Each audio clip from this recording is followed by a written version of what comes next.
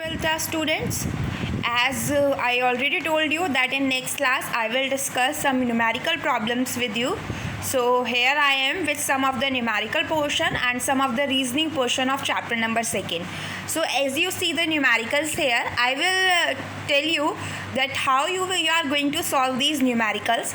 ठीक है, I will share the still pic of the questions with you, but solution मैं share नहीं करूँगी. Solution I am just explaining that how you are able to solve these questions. So this is our first question. Just read it out.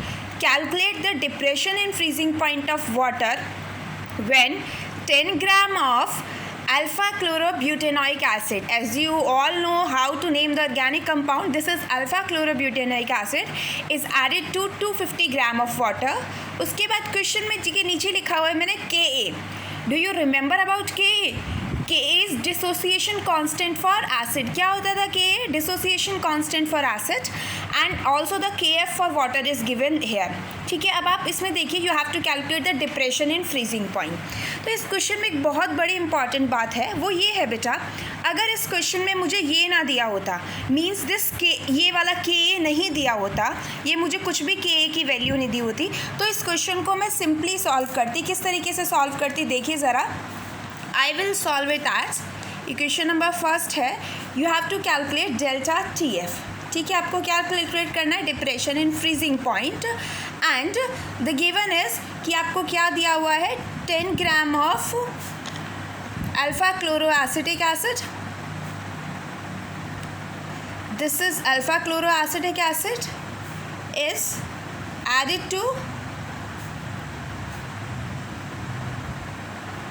250 gram of water. ये मुझे simple question दिया, अगर इतना दिया होता तो मैं सिर्फ क्या करती, Kf आपको पता है दिया हुआ है, तो मैं क्या करती, फॉर्मूला अप्लाई करती, delta Tf is equals to Kf into molality.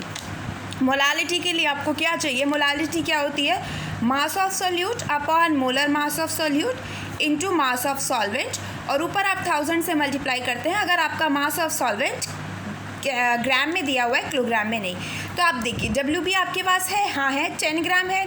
MB yes, मैं इसके फॉर्मूले से इजीली निकाल सकती हूँ. WA मुझे दिया हुआ है 250 ग्राम 1000. KF मुझे दिया हुआ है इट इज़ 1.86. लेकिन अब ये क्वेश्चन ऐसे नहीं होगा. अब ये क्वेश्चन ऐसे क्यों नहीं होगा, पहली बात तो ये बेटा, अब आप क्वेश्चन को देखिए. फर्स्ट थिंग इज़ दैट कि ये जो ये वाला एसिड है it is a weak acid, तो हम इसे वीक इलेक्ट्रोलाइट कंसिडर कर सकते हैं या नहीं कर सकते. तो इट मीन्स यहाँ पर आई और अल्फ़ा ज़रूर आएगा. और दूसरा मुझे पता कैसे चला, आएगा ही आएगा. देखिए इन क्वेश्चंस में क्या है, बहुत बार बच्चों को कन्फ्यूज़न होता है हमें कैसे पता चलेगा यूज़ करना है या नहीं. तो बेटा आपको क्वेश्चन में ऐसा कुछ दिया होगा जिससे आपको पता चल जाएगा उसे यूज़ करना है या नहीं. आगे मैं और भी क्वेश्चन डिस्कस करूँगी, वहाँ देखना आप कैसे.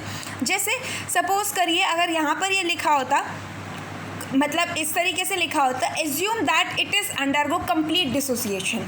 अगर ये वर्ड आगे लाइन अटैच है होती that assume that it is undergo complete dissociation, तो भी आप आई कंसिडर करते. अगर आप यहाँ लिखा होता assume there is neither association nor dissociation, तब आप आई कंसिडर नहीं करते. लेकिन यहाँ पर देखो कुछ भी नहीं लिखा हुआ, लेकिन फिर भी मैं आई कंसिडर करूँगी. अब मैं यहाँ पर आई क्यों कंसिडर करूँगी, क्योंकि उसने मुझे किसकी वैल्यू दी है, Ka की वैल्यू. और Ka की वैल्यू ऐसे तो वो देगा ही नहीं ना, वो थोड़ा ना पागल है कि अपने आप ही ऐसे लिख दी Ka की वैल्यू, कुछ तो यूज़ होगा. यस, इस Ka की वैल्यू का यूज़ क्या है अब आपको मैं बताती हूँ. यही Ka की वैल्यू से हम निकालेंगे अल्फ़ा और अल्फ़ा से हम निकालेंगे आई. तो अब आप आ जाइए, आपको पता है अल्फ़ा का फॉर्मूला क्या होता है, alpha is equals to Ka under root C. C यहाँ पर आप मोलालिटी, C इज़ कंसनट्रेशन, आप मोलालिटी ले रहे हो तो आप मोलालिटी के टर्म्स में ही कंसिडर करोगे that C concentration is molality. K आपको गिवन है, ये पूरा अंडर रूट आता है बेटा. ठीक है, ये पूरा अंडर रूट आएगा, तो यहाँ से आप अल्फ़ा कैलकुलेट कर लोगे. Ka की वैल्यू गिवन है, C मोलालिटी आप इतने वाले उससे इससे मोलालिटी कैलकुलेट करोगे इस वैल्यू से. ठीक है, अल्फ़ा की वैल्यू आ जाएगी, और उसके बाद आपको अल्फ़ा और आई में रिलेशन पता है, alpha is equals to I-1 upon N-1. ठीक है, अब आपको यहाँ पर देखना है अल्फ़ा की वैल्यू रखनी है, आई निकलेगा. ठीक है, आई की वैल्यू क्या होगी, अब N कैसे आएगा, तो आप देखिए आपको K दिया हुआ है. K क्या होता है आपका, डिसोसिएशन कांस्टेंट. क्या होता था K इज़ डिसोसिएशन कांस्टेंट, तो इसका मतलब ये डिसोसिएट किस में हो रहा होगा, CH3 CH2 CHCl COO negative plus H positive. तो आपको याद है, वो याद करिए कि आप AN लेते थे और उससे Na बनता था नहीं। तो यहाँ पर देखिए कितने मॉलिक्यूल बन रहे हैं, 2 बन रहे हैं या नहीं बन रहे, तो इसके लिए N क्या हो जाएगा 2।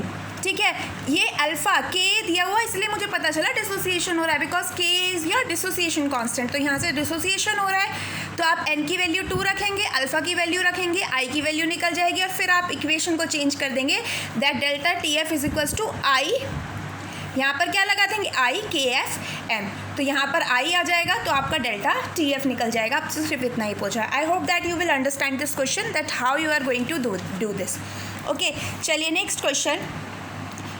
ये NCERT का ही क्वेश्चन है। अभी आगे मैं 2-3 क्वेश्चन डिस्कस करूँगी, वो NCERT के हैं, उसके बाद 1-2 और डिस्कस करूँगी। Now next question, 19.5 gram of fluoroacetic acid. Acetic acid क्या होता है, CH3COH, एक H हटा के F लगा दिया, this is fluoroacetic acid. It dissolve in 500 gram of water. The depression in freezing point observe is 1 degree Celsius. Depression means delta TF। Calculate the van't Hoff factor and dissociation constant for acid. Dissociation constant for acid क्या होता है, Ka। क्या होता है dissociation constant for acid, Ka। और Ka की value आपको याद हो तो आपने पहले ही पढ़ा हुआ है। डिसोसिएशन कांस्टेंट फॉर एसिड का फॉर्मूला क्या होता है, आप किस तरीके से कैलकुलेट करिए। चलिए तो नेक्स्ट उस पर आते हैं। तो सबसे पहले तो आपको इसमें फाइंड आउट क्या करना है बेटा, सबसे first of all you have to find out I then Ka, dissociation constant. ठीक है, तो मैं यहाँ सिंपली यूज़ करूँगी। अब मुझे I तो निकालना है ही, तो अब आप यहाँ पर आप देखिए आपको क्या दिया हुआ है, 1 degree Celsius depression in freezing point means delta TF मुझे दिया हुआ है already, that is 1.0 degree Celsius, और मैं इसे कैल्विन में लूँगी। मैंने आपको बताया था डेल्टा TF जितना सेल्सियस में होता है उतना ही किस में होता है, कैल्विन में, because it is the difference. अब डेल्टा TF 1 कैल्विन है।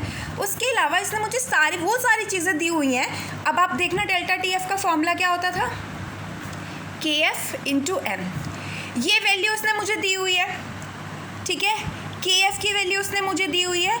उसने मुझे मास ऑफ सोल्यूट दिया हुआ है, मैं मोलर मास ऑफ सोल्यूट निकाल सकती हूँ। उसने मुझे मास ऑफ सॉल्वेंट भी दिया हुआ है, मतलब ये वैल्यू तो गिवन है। ठीक है, और ये ऐसी वैल्यूज़ भी गिवन है जिससे मैं ये निकाल सकती हूँ। इसका मतलब यहाँ पर मैं I फैक्टर मुझे कंसिडर करना ही करना है। इसलिए तो हम कहते हैं I क्या होता है आपका, I आपने कहा था I आपका क्या होता है, observe colligative property upon calculated colligative property या थ्योरेटिकल कॉलिगेटिव प्रॉपर्टी। तो आप यहाँ पर देखिए उस डेल्टा TF जो आपको गिवन है, दिस इज गिवन, जो आपको गिवन है, और डेल्टा TF जो आप कैलकुलेट करोगे, क्या करोगे आप कैलकुलेट करोगे, वो आप पुट करोगे तो वैल्यू किसकी आ जाएगी, I। अब हम इस फॉर्मूले में पढ़ते ही नहीं है, हमें नहीं देखना ये फार्मूला, हम सिंपल फार्मूला अपना पुट करेंगे, delta TF is equals to I KFM। आपको पता है कि सारी प्रॉपर्टी को करेक्ट करने के लिए हम उसके आगे वांट ऑफ फैक्टर की मल्टीप्लाई करते हैं। तो यहाँ पर I आ गया, तो यहाँ से I क्या आ जाएगा, डेल्टा TF अपॉन KFM। ठीक है, डेल्टा TF की वैल्यू 1 कैल्विन है, KF की वैल्यू आपको 1.86 दी हुई है, इनटू मोलालिटी के लिए आपको सारी कंडीशन दी हुई है। जैसे मैं यहाँ अलग मोलालिटी लिख के दिखा देती हूँ। मोलालिटी क्या होता है, mass of solute upon molar mass of solute into mass of solvent into 1000। अगर आप देखें तो मास ऑफ सॉल्यूट आपको गिवन है 19.5 ग्राम। ठीक है, मास ऑफ सॉल्वेंट आप निकाल लेंगे, sorry molar mass of solvent, carbon का 12 होता है, हाइड्रोजन का 1 होता है, फ्लोरीन का भी आपको पता है कितना होता है, कार्बन का फ्लोरीन का 19 के अप्रॉक्स होगा, और इस तरीके से आप सारे इसका फ्लोरोएसिटिक एसिड का मोलर मास निकालेंगे। यहाँ पर WA आपको क्या दिया हुआ है, WA इज़ 500 ग्राम। ठीक है, और आप इस तरीके से करके मोलालिटी निकालेंगे, I आ जाएगा। ठीक है, अब आपका I आ गया, अब आपको I और अल्फ़ा में रिलेशन निकालना है। ठीक है, I मेरा आ गया। अब I के बाद आपको पता है यहाँ पर क्या हो रहा है, डिसोसिएशन हो रहा है या फिर yes, dissociation constant for acid निकालना है, इसमें डिसोसिएशन ही हो रहा है और डिसोसिएशन हो रहा है यहाँ पर। तो I के लिए फॉर्मूला क्या लिखेगा, α-1 अपॉन n-1। तो यहाँ से आप क्या करेंगे बेटा, यहाँ से आप अल्फ़ा निकालेंगे। कैसे, I की वैल्यू आ गई, N की वैल्यू 2 होगी क्योंकि ये 2 मॉलिक्यूल्स में टूटेगा, अल्फ़ा आ जाएगा, और अल्फ़ा के बाद K का फॉर्मूला क्या होता है, K का फॉर्मूला आप कैसे कैलकुलेट करेंगे, अल्फ़ा इज इक्वल्स टू, यहाँ पर अभी मैंने पहले उसमें बताया alpha is equals to √KAC। ठीक है, तो आप यहाँ पर निकलेंगे K is equals to K upon C is equals to alpha square, तो के ए की वैल्यू क्या आ जाएगी सी अल्फ़ा स्क्वायर अपॉन, किसी किसी केस में 1 माइनस अल्फ़ा भी होता है। आप ये वाला फॉर्मूला लगाइएगा। आपको पता है ये वाला फॉर्मूला नीचे से हम अल्फ़ा को नेगलेक्ट करके निकालते हैं। जब हम नीचे से अल्फ़ा को नेगलेक्ट करते हैं तो हमारा ये वाला फॉर्मूला लगता है।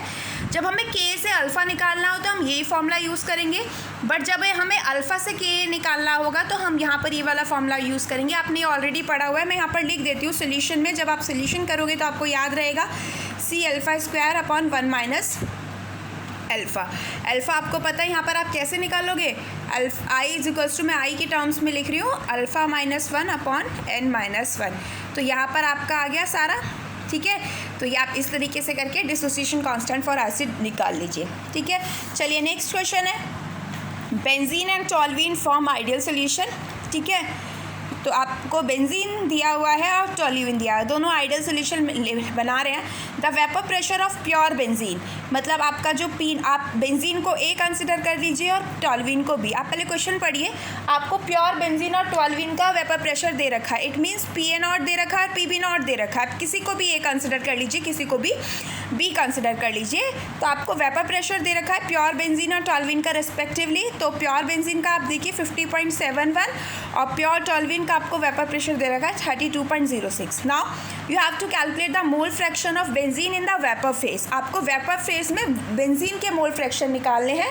तो आपको पता है आप कैसे निकालते हो बेंजीन के मोल फ्रैक्शन आप वेपर फेज में, ठीक है। When 80 gram of toluene, 80 gram of benzene is mixed with 100 gram of toluene, ठीक है।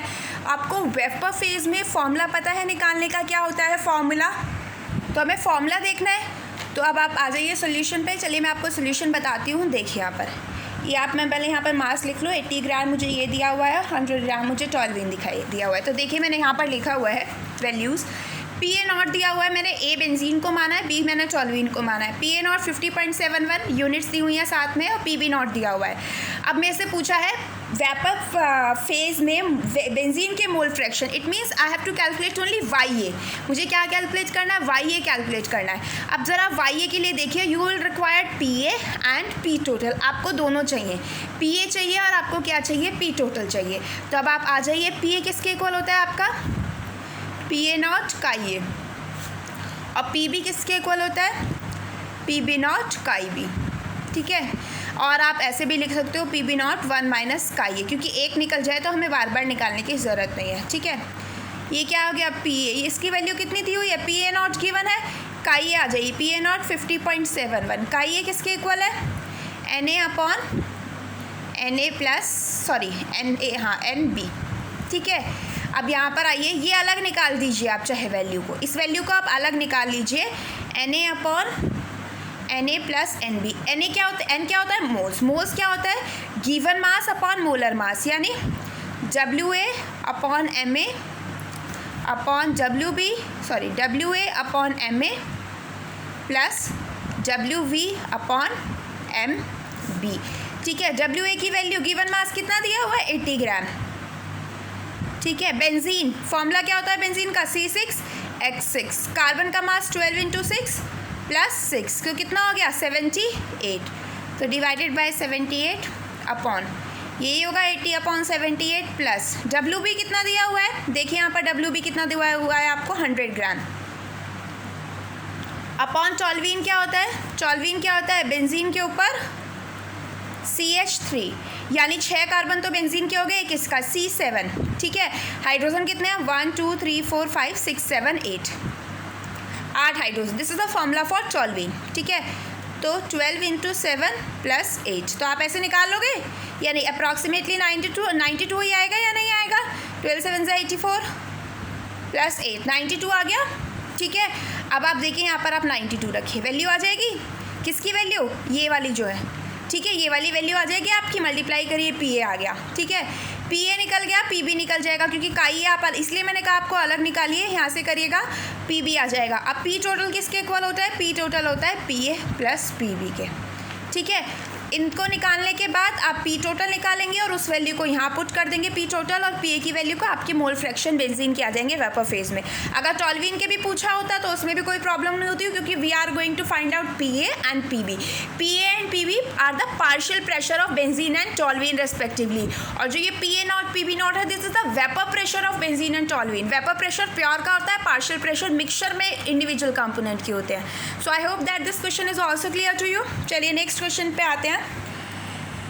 Determine osmotic pressure of a solution by dissolving 25 milligram of K2SO4 in 2 liter of water at 25 degree Celsius.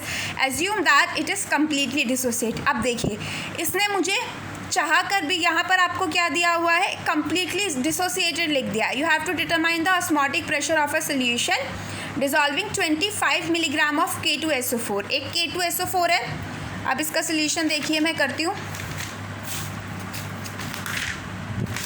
देखिए आपको क्या दिया हुआ है, K2SO4। It is completely dissociated. उसने बोला हुआ है मुझे, means twice of K positive plus sulphate ion. आपको पता है जब कंप्लीट डिसोसिएशन होता है तो सिंपल हम आई कैसे निकालते हैं, number of particle after association dissociation upon before association dissociation. कितने हो गए नंबर ऑफ पार्टिकल यहाँ पर, 3 डिवाइडेड बाय 1, तो आई कितना आ गया, 3। यहाँ पर मैंने देखा ही नहीं कि मुझे क्या डिटरमाइन करना है। उसने सबसे पहले मुझे लाइन दी, एज्यूम, ये यहाँ पर लाइन में देखी कम्प्लीटली डिसोसिएटेड, तो सबसे पहले मैं आई की वैल्यू फाइंड आउट कर लेती हूँ, क्योंकि मुझे पता चल गया आई तो यूज़ होना ही होना है। अब आप देखिए, आपको ऑस्मोटिक प्रेशर का फॉर्मूला पता है, पाई क्या होता है, ICRT, क्योंकि आई हम कंसिडर कर रहे हैं यहाँ पर आई की वैल्यू। अब आपको आई की वैल्यू पता चल गई 3 है, बाकी और क्या पता ना, 25 मिलीग्राम है, मिलीग्राम को ग्राम में चेंज कर लीजिए, ठीक है। ये कितना हो जाएगा, 25 इंटू 10 की पावर -3 मिलीग्राम हो जाएगा, क्योंकि आपका मोलर मास भी ग्राम में होता है, और मोलर मास यहाँ ज़रूरत है, वैल्यूज़ को कैंसिल आउट करना है, ठीक है। आर की वैल्यू आप रखेंगे 0.082 वाली, बिकॉज उसमें वॉल्यूम आ रहा है, ठीक है। वॉल्यूम और प्रेशर लीटर बार वाली होती है ना 0.082, वही वाली आप रखेंगे यहाँ पर वैल्यू को, ठीक है। 0.082 8.314 मत रखिएगा, वो आपकी एनर्जी के लिए होती है, 0.082 रखिएगा, क्योंकि उसमें आपकी जो वैल्यू आएगी प्रेशर यहाँ पर, वो क्या होती है, आपकी आर की वैल्यू क्या होती है, 0.082 पर केल्विन बार पर लीटर, ठीक है। इस तरीके से वैल्यू आएगी, तो आपको वही चीज़ करके वैल्यू रखना है। तो आपका हो गया ऑस्मोटिक प्रेशर 25 मिलीग्राम K2SO4 को। तो अब आप कंसंट्रेशन निकाल सकते हैं, 25 मिलीग्राम कंसंट्रेशन, 25 मिलीग्राम दिया हुआ है, कंसंट्रेशन कैसे निकालेंगे, इट इज़ मोलारिटी। तो यहाँ पर मोलारिटी की वैल्यू रखिए, मोलारिटी फाइंड आउट करिए, आर की वैल्यू रखिए, टेम्परेचर आपको दिया हुआ है, कितना टेम्परेचर है, 25 degree Celsius, temperature should be in kelvin. I hope that it is clear to you. चलिए नेक्स्ट क्वेश्चन है, what mass of NaCl must be dissolved in 65.0 gram of water to lower the freezing point of water by 7.50 degree Celsius. पहले आपको निकालना है what mass of NaCl, कितना मास आप NaCl का dissolve करोगे, मोलर मास नहीं, आप NaCl को कितना मास, कितना ग्राम में लोगे to in 65 gram of water, so that water freezing point becomes, depression in freezing point become, आपको यहाँ पर दिखा है to lower the freezing point of water by, मतलब इतने से लोअर कर दिया, ठीक है। अगर पहले आपका 0 था, या फिर आपका सपोज करो कि पहले आपका कितना भी आपका टेम्परेचर पहले 10 था, ठीक है, तो 10 से उसने 7.50 से लोअर कर दिया है, मतलब इतनी वैल्यू घटा दिया उसने, तो ऑलरेडी ये डिफरेंस बाय दिया हुआ है, बाय मतलब ऑलरेडी उसने डिफरेंस कैलकुलेट करके दिया है, और 2 लिखा होता है, इट मीन्स प्योर वाटर के फ्रीजिंग पॉइंट में से आप उसको घटाते हैं। ये 2 और बाय का डिफरेंस समझिए, बाय मीन्स ऑलरेडी उसने आपको डिफरेंस दिया हुआ है, और जब 2 यहाँ पर आता that freezing point of water 2 मतलब पहले जितना था उससे यहाँ तक ले आया, इतने तक ले आया, लेकिन बाय दे रखा, इट मीन्स ऑलरेडी उसने डिफरेंस दिया है 7.50 केल्विन। तो अब आप क्वेश्चन देखिए नेक्स्ट। तो क्वेश्चन इज, आपको delta TF find out, delta TF नहीं, आपको फाइंड आउट करना है WB, ठीक है। तो डेल्टा TF का फॉर्मूला क्या होता है, डेल्टा TF का फॉर्मूला होता है KF into molality. Delta TF already आपको कितना दिया हुआ है, इट इज़ 7.50 डिग्री सेल्सियस, तो आप केल्विन में ही लोगे। KF फॉर वाटर भी इन्होंने हमें दिया हुआ है, दैट इज़ 1.86, और into molality WB upon MV into WA into 1000, ठीक है। ये फॉर्मूला होता है, इतना होता है। MV molar mass of NaCl ये क्वेश्चन में है, WA 65.50 ग्राम, यहाँ से WB निकल सकता है। लेकिन आप देखिए इसमें क्या दिया हुआ है, the KF value for water this assume want Hoff factor for NaCl is 1.87। अगर मुझसे वो बात ही नहीं करता इसकी, अगर मुझे ये लाइन नहीं देता ये लास्ट में लिखी हुई, तो मैं सिर्फ यहाँ से फॉर्मूला कंसिडर करके ये निकाल देती, ठीक है। बट अब उसने मुझे ये लास्ट लाइन दी हुई है, और सपोज करिए अगर इस ये वाली 2 लाइन की जगह अगर ये भी लिखा होता ना, assume that NaCl undergo complete dissociation, तो भी आपको आई फैक्टर इंट्रोड्यूस करना पड़ता। उस केस में आप डायरेक्टली I2 लेते, लेकिन यहाँ पर उसने हमें रेस्ट्रिक्ट कर दिया, हमें I कितना लेना NaCl, तो यानी कि इस इक्वेशन की जगह यहाँ पर एक और इक्वेशन लिखेगी, दैट इज IKFM। तो आपको कुछ नहीं करना, इट मीन्स यहाँ पर आपको I की मल्टीप्लाई करनी है, दैट इज़ 1.87। तो अब आपको पता चल गया कैसे हम करते हैं, ठीक है। तो ये वैल्यू क्या लग जाएगी यहाँ, बस 1.87 से मल्टीप्लाई करना है, आपका WB आ जाएगा, ठीक है। अब चलिए नेक्स्ट क्वेश्चन पे आ जाइए। 75.2 gram of phenol is dissolve in 1 kg of solvent of KF 14 kelvin kg पर मोल। 75.2 ग्राम फिनॉल लिया है आपने। चलिए मैं देखिए क्वेश्चन यहाँ लिखती हूँ, मैं डायरेक्ट WB लेती हूँ। 75.2 ग्राम, ठीक है, इज डिजॉल्व इन, देखिए कितने में डिजॉल्व किया हुआ है, it is dissolve in 1 kg of solvent, यानी WA आपको कितना दिया हुआ है 1 kg। KF की वैल्यू आपको दी हुई है 14, मैं आगे यूनिट नहीं लिख रही। If depression in freezing point is 7 kelvin, आपको डेल्टा TF ऑलरेडी दिया हुआ है 7 kelvin. You have to calculate the percentage of phenol dimerize, means आपको अल्फ़ा निकालना है, ठीक है। पहले आप अल्फ़ा निकालिए, उससे 100 से मल्टीप्लाई कर दिए तो परसेंटेज आ जाएगा, ठीक है। मैंने आपको बताया था चाहे डिसोसिएशन हो चाहे एसोसिएशन हो, हमेशा आप अल्फ़ा से ही डिनोट करेंगे। पहले आप अल्फ़ा निकालेंगे, उससे मल्टीप्लाई बाय 100 कर देंगे तो परसेंटेज आ जाएगा, ठीक है। अब यहाँ पर देखिए बेटा, मुझे अल्फ़ा निकालने के लिए क्या चाहिए, ऑब्वियस सी बात है, सबसे पहले मुझे चाहिए I, तो मैं वही फॉर्मूला लिखाऊंगी, delta TF is equals to IKFM। ये मुझे 7 केल्विन दिया हुआ है, I में यहाँ से फाइंड आउट करूँगी, KF 14 है। मोलालिटी के लिए सारी चीज़ें दी हुई हैं। मोलर मास ऑफ फिनॉल आप निकाल लीजिएगा, बाकी आपको 1000 से अब इसके बार मल्टीप्लाई करने की ज़रूरत नहीं पड़ेगी, क्योंकि ऑलरेडी 1 किलोग्राम दिया हुआ है, ठीक है। आप यहाँ से क्या निकालेंगे, पहले आप इस फॉर्मूले से फाइंड आउट करेंगे I, पहले आप यहाँ पर क्या फाइंड आउट करेंगे, आप I फाइंड आउट करेंगे। अब I को फाइंड आउट करनी है, उसके बाद I और अल्फ़ा में रिलेशन क्या होता है।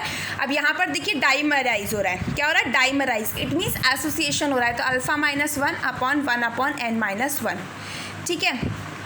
अब देखिए यहाँ पर अल्फ़ा -1, अब n क्या होगा, 2 ही तो होगा, 2 ही मॉलिक्यूल तो डाइमराइज होंगे या नहीं होंगे, तो मीन्स डाइमराइजेशन हो रहा है तो 2 मॉलिक्यूल होंगे, तो यहाँ पर ये 2 होगा, तो 1/2 -1 और अल्फ़ा -1, तो जो आपकी यहाँ से अल्फ़ा की वैल्यू आ जाएगी, यहाँ से आपका जो अल्फ़ा आएगा उसे आप 100 से मल्टीप्लाई कर दीजिएगा, that is the percentage of dissociation. Okay, so I hope that this question is also clear to you. Next question आ जाइए, थ्योरेटिकल क्वेश्चन है, why there is an increase in temperature observed on mixing chloroform and acetone। this question is related to the deviation, ठीक है। आपका temperature क्यों increase होता है, obviously बात है, if the temperature is increase then the process is exothermic. तो होता क्या है basically, you all know that chloroform और एसीटोन जब मिक्स होंगे, these are the example of solution which show negative deviation from Raoult's law. क्या show करते हैं ये नेगेटिव डेविएशन, ठीक है। अब आप देखिए इसमें नेगेटिव एनर्जी क्यों रिलीज होती है, एज यू ऑल नो कि सबसे पहले क्लोरोफॉर्म में आपके पोलर इंटरेक्शन होते हैं और एसीटोन में डाइपोल इंटरेक्शन होता है। बट आप जब इन दोनों को मिक्स करते हो, तो आपको याद हो तो मैंने ये स्ट्रक्चर भी बनवाई हुई है इन दोनों की, when you mix these two then hydrogen bond will start to form between chloroform and acetone, ठीक है। क्लोरोफॉर्म और एसीटोन के बीच में हाइड्रोजन बॉन्ड फॉर्म होता है, ज़्यादा स्ट्रॉन्ग बॉन्ड है, और आपको पता है जब भी बॉन्ड बनता है एनर्जी रिलीज होती है, बिकॉज स्ट्रॉन्ग बॉन्ड बन रहा है, ईजिली बनेगा, स्ट्रॉन्ग बॉन्ड बन रहा है। तो as during the formation of as chloroform and acetone have dipole-dipole interaction individually, but on mixing, hydrogen bonds start to form between chloroform and acetone, which is a strong bond, which results in release in energy from the process. तो energy release होगी तो obviously बात है temperature में increase होगा। Next question, why is glycol and water mixture used in car radiator in cold countries? It is because glycol decrease the freezing point of water. इसलिए आपको जो कार रेडिएटर में कूलेंट है वो आपका फ्रीज नहीं होता। अगर कार रेडिएंट वाला कूलेंट अगर फ्रीज हो जाए तो उस केस में क्या होता है बेटा, आपका बर्स्ट आउट हो सकता है। जो भी आपका जो व्हीकल है जिसमें आप यूज़ कर रहे हो वो बर्स्ट आउट हो सकता है car. So that's why it is simply decrease the freezing point of water, that's why it is used as a coolant in car radiator. ठीक है, क्योंकि वाटर को फ्रीज नहीं होने देता। So I hope that these questions are clear to you. Now I have some more question on the theoretical basis that I have discussed with you. Okay, so let's start with the theoretical question. So here we are with the theoretical question. I will share some of the solved question also with you so that you can read it out how the question in 1 mark or 2 mark will come from this chapter. Numerical portion I have already discussed most of the NCERT questions and extra questions. तो pattern वही है जो NCERT questions का है इनका, but here आप जो टिक है आप उन्हें कर लीजिएगा नोटबुक में, जिसमें टिक नहीं है जस्ट रीड इट आउट क्योंकि वो ईजी क्वेश्चन है। सबसे फर्स्ट क्वेश्चन हम आप आ जाइए। First question is what is mean by 10% aqueous solution of NaCl? It is simply means 10 gram of NaCl in 100 gram of solution, कि आपका 10 उसमें NaCl होगा 90 वाटर होगा। नेक्स्ट, मोलालिटी को डिफाइन कर सकते हैं। What do you mean by m/10 HCl? m/10 का मतलब क्या है? 1/10 HCl। तो 1/10 मोलारिटी है उस सोल्यूशन की, तो आप क्या मतलब है उसका आप लिख सकते हैं इजिली। मोलारिटी को डिफाइन करना, explain high molarity value of a solution can be converted into molarity. Molarity value को आप मोलालिटी में कैसे कन्वर्ट कर सकते हो, ठीक है। नेक्स्ट, मोल फ्रैक्शन को डिफाइन करना, मोलालिटी एंड मोल फ्रैक्शन में relation. Next, what is the effect of temperature on the solubility of solids in liquid? अब आप देखिए इस क्वेश्चन में क्या है, टेम्परेचर का क्या इफेक्ट है। तो सिंपली आप पहले लिखेंगे temperature effect depend on the process whether it is endothermic और एक्सोथर्मिक। उसके बाद आप अलग अलग प्रोसेस के लिए लिखेंगे। एक्सोथर्मिक प्रोसेस में अगर आप टेम्परेचर इंक्रीज करते हो तो सॉलिबिलिटी डिक्रीज होगी, you have to write down the example. Endothermic process के लिए if you increase the temperature solubility will increase. उसके बाद यहाँ पर देखिए, 2 liquids A and B on mixing produce a warm solution. Which type of deviation from Raoult's law does this show? Warm solution means energy release हो रही है तो delta H क्या होगा? नेगेटिव। तो ऑब्वियसली बात है negative deviation from Raoult's law। Why do gases always tend to be less soluble in liquid as the temperature is raised? आप दो तरीके से इसका रीज़न रख सकते हो। As the process is exothermic, so according to Le Chatelier principle, as the temperature will increase, आप इसमें वो लिख सकते हो ना, गैस प्लस लिक्विड, इस तरीके से आप लिख सकते हो, gas plus liquid it will solution. ठीक है, ठीक है। यहाँ पर आप प्लस एनर्जी टेम्परेचर दिखा सकते हो, हीट। ठीक है, तो आप लिख सकते हो as the process is exothermic in nature, so according to Le Chatelier principle if we increase the temperature the equilibrium will shift to backward direction, मतलब गैस अलग और लिक्विड अलग। ठीक है, यार फिर आप दूसरी तरीके से भी लिख सकते हो, दूसरा रीजन भी, as we increase the temperature the gases molecules acquire high kinetic energy and escape out from the liquid, so solubility will decrease. Next, why is the vapour pressure of solution of glucose is in water is less than that of water? अगर आप glucose add करते हो तो water से, pure water से उसका vapour pressure कम होगा। इतना तो आपने पढ़ा है कि जब आप नॉन वॉलेटाइल सॉल्यूट डालते हैं तो वेपर प्रेशर कम हो जाता है। अब आप क्या, ये क्यों कम होता है मैंने आपको डायग्राम बना के भी दिखाया था, that as the surface of the water will occupy by the glucose molecule, so the water molecule will not escape out from the solution in the form of vapour. और जब वो वेपर की form में जाएंगे ही नहीं तो vapour pressure आपका कम होगा। ओके, उसके बाद डिफाइन मोलर एलिवेशन कांस्टेंट, तो आपको पता है KB किसके इक्वल होता है? KB इज इक्वल्स टू, आप पता है KB किसके इक्वल होता है? आपको पता है delta TB is equals to KB by M, तो KB किसके इक्वल होगा? Delta TB upon M। तो हम मोलालिटी को 1 ले लेते हैं, ये मैंने डिफाइन करके आपको दिखाया था।